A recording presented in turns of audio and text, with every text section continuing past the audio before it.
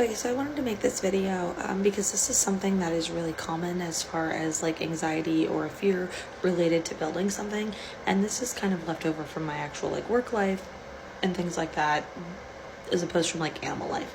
And it's always a measure twice, cut once type thing, and even better than that is to measure, make a pattern, dry fit something, and then measure that pattern as well as your measurements, and then make the real thing.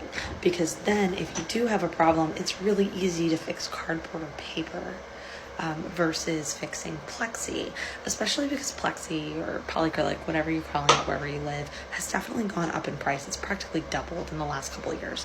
And so what you're going to want to do is you're going to want to measure your enclosure. If you need help with that, I've actually made a collection on my page for like bookmark videos, and one of them is all of my steps and my cage stuff. So that's going to actually have how to measure the cage as well as all of these videos.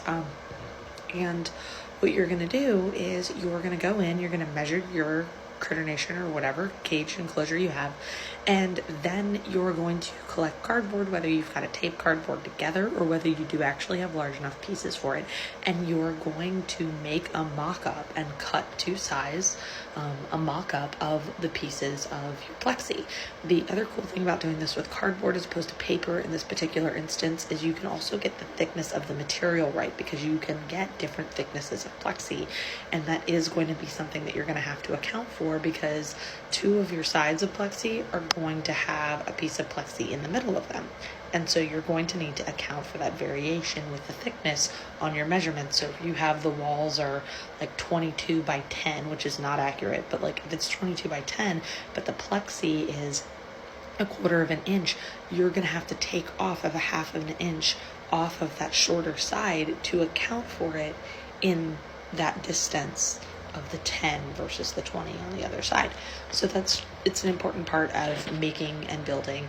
But when you build something with a mock-up or pattern out of cardboard, you can actually make sure that that thickness matches your plexi by doubling it up, even if it's just on those sides versus the whole piece. And you can make sure that it dry fits your enclosure or your cage appropriately, so that you know that those measurements are correct. And then you can look at your measurements that you made. You can look at the mock-up pattern that you made that is dry fit to your enclosure, and then you can order and or have someone cut with confidence the pieces that you need for your enclosure. I hope that helps. Ask any more questions if you got them. Thanks.